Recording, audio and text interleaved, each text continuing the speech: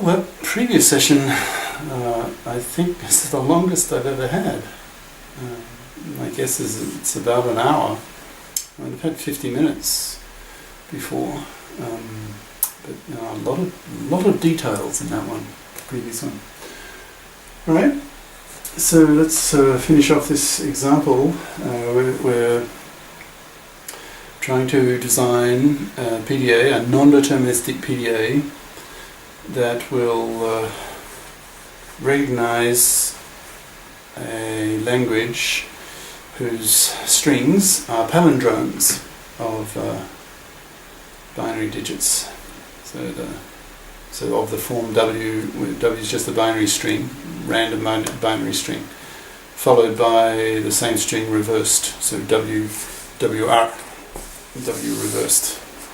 Okay, and the strategy was at each step have a split, a non-deterministic split, and at the same time have the PDA push the input symbol that's currently being read onto the stack. And then once it splits, have one copy just keep reading, and have the other copy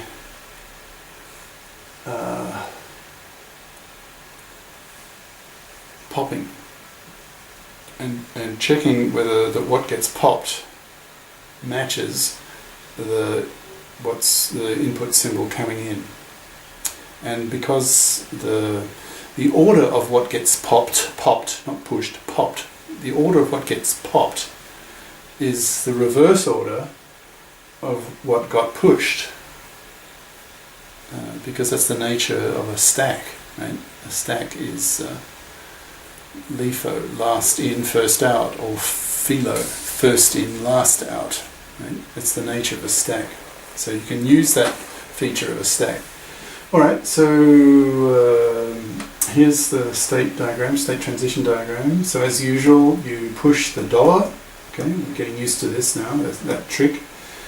So we're now in state Q2. And here we have all three of your A, B, arrow C. All three of them are epsilons, and that means that you split non-deterministically. You make a copy. You'll now have two copies of your PDA. One will stay in state Q2, and the other one, a second branch at that moment in time, at that step, it will go to state Q3, right? And so the next, so this will split again. So you'll have a Q2 and a Q3, and the Q2 of it will split again into a Q2, Q3. So you'll have this sort of, it gets complicated. All right. So the branch that stays in Q2, it continues to read the input from the input string. Well, if there's no, this branch will die. There'll be many Q2s, many Q3s, and this branch will die eventually when there's nothing. So there's only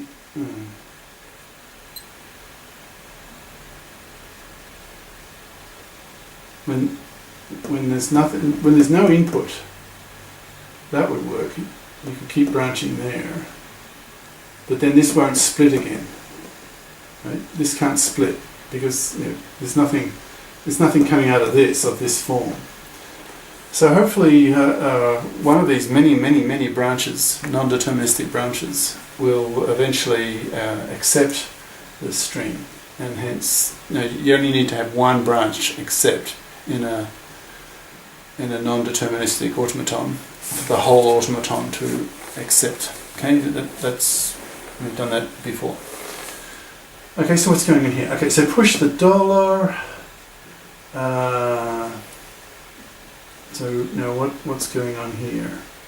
So if you're reading a 0, so 0 on the input string, ignore what's on the stack, and push a 0 onto the stack.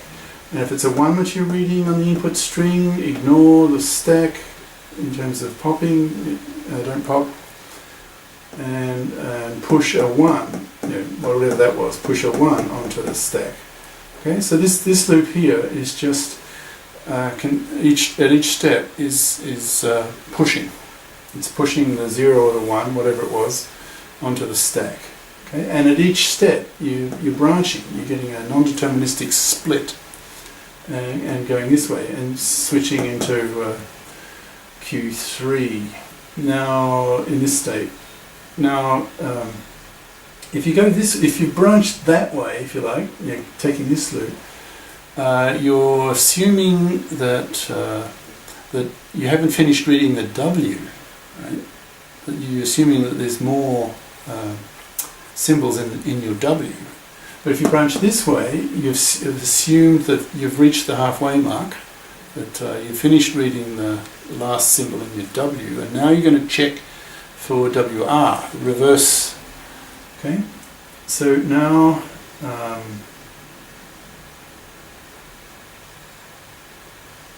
now what are you going to do? So now you loop here. Let's see. So you read a 0 on the input stream, and you'll hope that will be a 0 on your stack, on the top of the stack. Okay. So the first symbol of your R reversed should be the last symbol of your W.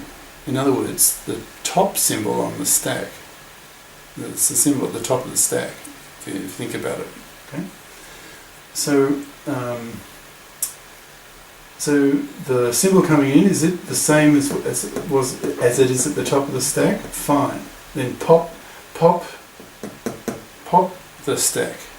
Okay. And then you're back in Q3, and then read the next symbol in your input stream, and it could be a 0 again. So as long as these two are the same, then just pop. Don't do any pushing on the stack, and just keep doing it. Just keep looping, so long as what's coming in the input stream matches what's in the stack. And if they do match, they keep matching, then it's getting more and more probable that you've got yourself a palindrome, right? A string of the form W reversed. Okay, now let's say it keeps matching until eventually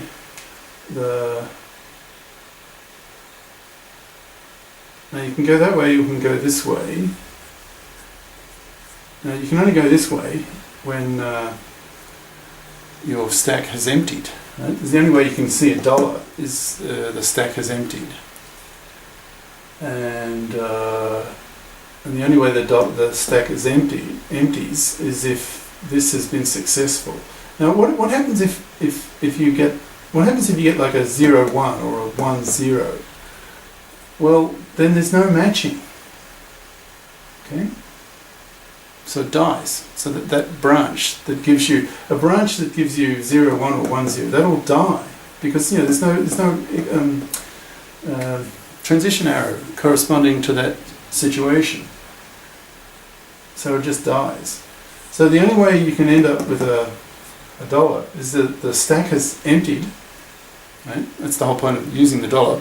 The stack has emptied, and you've got to this state. Alright, so you pop the stack, so the stack's now totally empty, not even the $'s in it. You don't do any pushing, but you do make the transition to Q4, which is an accept state. And so you've found that you've accepted that string, or that branch. There'd be many branches, but you only need one to accept the string, and then the whole non-deterministic, multi-branched PDA accepts. Right? Okay, now a major new topic. this will go on for quite a few boards, not just sessions, boards. Right? It's a big topic, and that is that PDAs and well, actually, better be strict here. Non-deterministic PDAs. Mentioned this a bit earlier, previous board or so. There's actually an equivalence between a context-free grammar, CFG, and a non-deterministic PDA. They're equivalent. They have equal power. They can describe, both of them, the same set, or class, same thing, of languages. Okay? In fact, context-free languages. Context-free languages. Okay? So this, what we're doing from now on, will be to show that, to prove mathematically, prove that these two are equivalent, meaning they have the same power. They recognize, they describe the same set or class of languages. In fact, context-free languages, CFLs. That's what it's saying here. Now remember a comment earlier that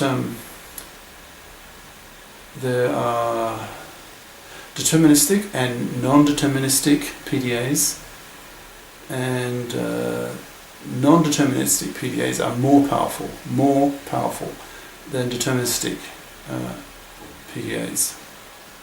Now, and that was not proved in the text, and that was mentioned in the text that was not proved. That it will not be shown here or something like that, was to that effect in the text. I assume because it's probably too difficult for the level of this text at M1 level. But so deterministic PDAs are less powerful than non-deterministic PDAs, and it's the non-deterministic PDAs that we will prove to be equivalent to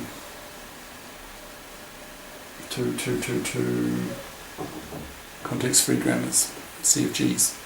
Okay, and so you can, in other words, you can go from one to the other. You can start with a context-free grammar and construct a non-deterministic PDA that's equivalent. It does the same thing. It recognizes the same set of languages. It does the same job, in other words, equivalent in that sense.